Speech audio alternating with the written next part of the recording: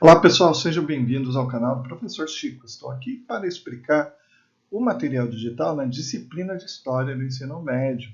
A ideia desse espaço é reforçar o que você aprendeu em sala de aula, por isso deixem suas dúvidas nos comentários e inscreva-se no nosso canal. O tema da aula de hoje, aula 2 do quarto bimestre de História, quando a razão vira barbárie. Banalidade do mal, parte 1. E falaremos sobre o apartheid na África do Sul, segregação racial pelo mundo. E aí o material traz para a gente, algumas imagens aqui que vai retratar um pouco a questão do apartheid na África do Sul e algumas questões norteadoras. O que a expressão quando a razão vira barbárie pode significar? Existe uma consonância entre ambos os termos, razão e barbárie, ou eles são dicotômicos? Divididos, separados. E aí traz para a gente aqui, o material, o primeiro conceito que diz o que é apartheid. O apartheid foi um sistema de segregação racial oficialmente implementado na África do Sul, lá pelos idos de 1948. O termo apartheid significa separação em africanês, uma das línguas oficiais da África do Sul. Aqui, o material traz para a gente um resumo disso.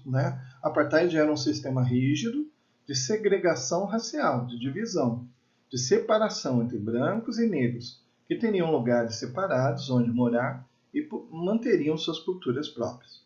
Os contatos entre os dois grupos deveriam restringir-se às relações de trabalho, nas quais os brancos estavam destinados a ser os patrões e os negros os empregados. Proibia-se o casamento entre brancos com negros, mestiços ou asiáticos. Então, aquilo é que a gente falou. O apartheid foi, então, um sistema de segregação racial, lá na África do Sul.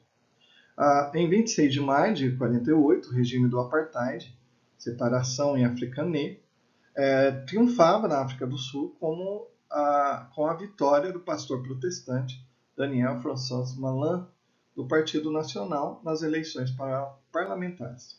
Malan, então primeiro-ministro, cumpriu o que prometeu durante sua campanha: aprofundar a legislação de segregação racial, introduzindo o apartheid como política oficial.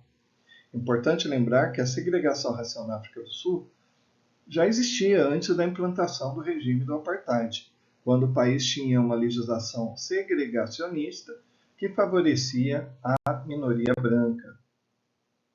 E aí, durante o apartheid, esse sistema, na África do Sul, houveram algumas leis, dentro desse regime. Então, eram leis extremamente discriminatórias. O governo sul-africano ele aprovou uma série de leis que regulamentavam a segregação, a divisão, incluindo a lei de classificação da população, a lei de área de grupo, a lei de registro de população. Essas leis restringiam a liberdade de movimento e determinaram onde as pessoas podiam viver, trabalhar e estudar com base em sua raça. E aí o material traz para a gente aqui 3 exemplos dessas leis que existiam lá na época do apartheid. Essa primeira aqui, Native Land Act, 1913, determinava que apenas 7% do território africano seria destinado aos negros, que representavam 75% da população. Já em 1923, você tinha uma outra lei, Native Urban Act, restringia a instalação de negros e outras etnias em áreas consideradas dos brancos. E a Immorality Act, em 1927, proibiu relações sexuais fora do casamento entre brancos e não brancos. Você tem várias leis que vigoravam durante o regime do apartheid lá na África do Sul. O material traz também outras proibições aos negros. Então, eles estavam excluídos do governo nacional, não podiam votar, eram proibidos de exercer diversos empregos, não podiam empregar brancos, não podiam manter negócios em áreas designadas dos brancos. Os negros foram excluídos de tudo. né? As greves eram banidas, severamente reprimidas, negros pagavam impostos mesmo sobre a renda mais baixa, enquanto que o limite de isenção fiscal dos brancos era muito mais alto. Então você percebe que esse tipo de lei era bem segregacionista mesmo, né? E as consequências desse regime do apartheid foram várias, né? Então você tinha uma desigualdade racial, né? O apartheid acabou perpetuando a desigualdade racial, com a minoria branca desfrutando, tendo privilégios, né? E acesso a muitos recursos, enquanto as populações negras, mestiças, indianas enfrentavam a discriminação e o limite de oportunidades, né? Muita violência, né? Repressão e violência. O regime foi marcado pela repressão. O governo sul-africano usou muita força policial e militar para manter o sistema, né? O que levou a muitas prisões arbitrárias, torturas, mortes, enfim, né? Perseguições. E também um isolamento internacional. O apartheid resultou no isolamento internacional da África do Sul. Então, muitos países e organizações condenaram o regime, impuseram sanções econômicas e políticas e retiraram embaixadores em protesto contra a discriminação racial que houve na África do Sul. Também houve resistência, né? Movimento de resistência. O apartheid levou à formação de diversos movimentos de resistência, incluindo aí o Congresso Nacional Africano, ANC, e o Congresso Pan-Africano. Aí surgem líderes como Nelson Mandela, Desmond Tutu, que emergiram aí como figuras importantes na luta contra o regime do apartheid. Okay? O material vai trazer também na prática, né, retomando aquelas questões, o que a expressão razão, quando a razão vira barbárie, pode significar, né, como a gente já viu aqui. Aí, a gente tem um material, uma correção, tá? Ok?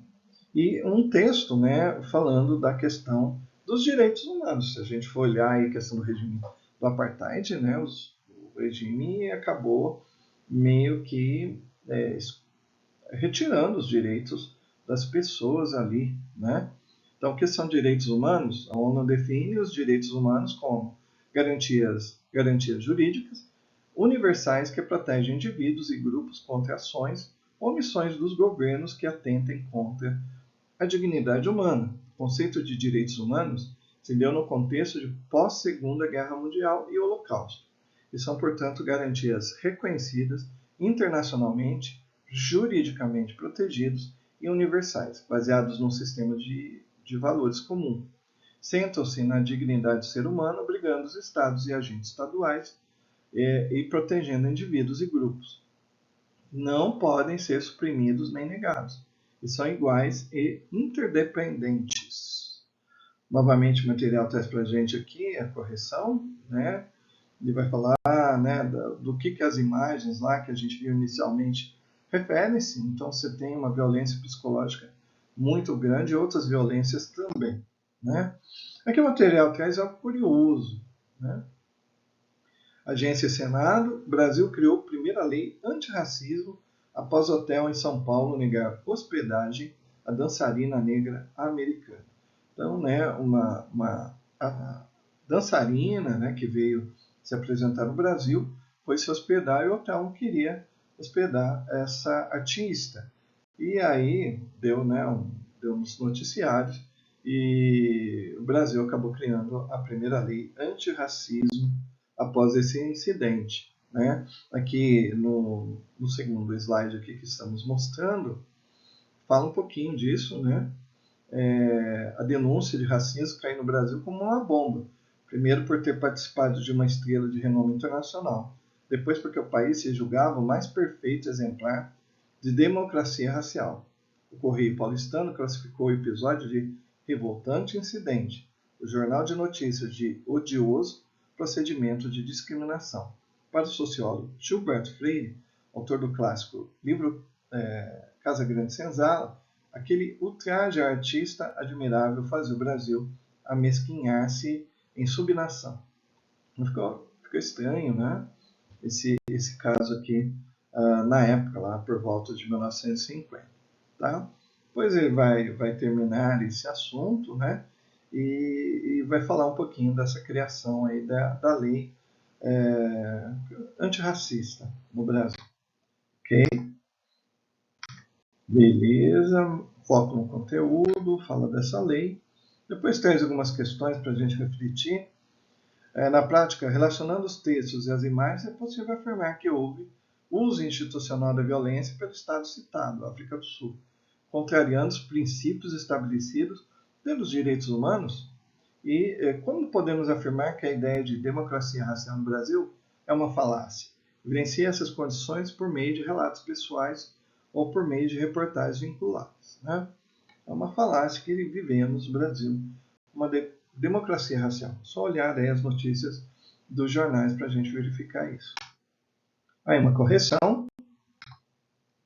Ok, mais algumas questões, né, que o material traz para a gente, relatando essa coisa, né, da expressão banalidade do mal.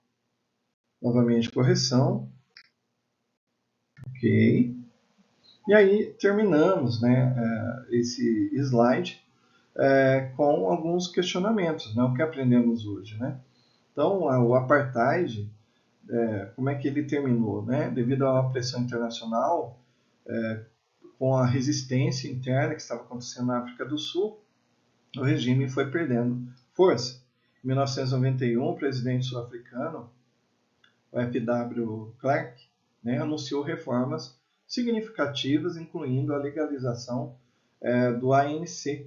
E em 1994, Nelson Mandela foi eleito o primeiro presidente negro da África do Sul em eleições multirraciais, marcando então o fim do apartheid. Né? Importante também aí você dar uma olhadinha, principalmente no YouTube, em alguns livros, né, sobre a vida de Nelson Mandela, bem interessante. Tem até um filme chamado Invictus, que é onde conta um pouquinho ali dessa história. E após o fim do apartheid, a África do Sul então embarcou em um processo de reconciliação e transformação social para superar as divisões raciais, né, do passado e construir uma nação mais inclusiva. O apartheid teve um profundo impacto na África do Sul e na consciência global sobre questões raciais e sobre os direitos humanos. Sua superação e a transição para um governo multirracial simbolizaram um marco importante na história do país e inspiraram movimentos por igualdade e justiça em todo o mundo. Né? Então, aqui o que aprendemos hoje, a apartheid era um sistema de segregação racial muito rígido, né?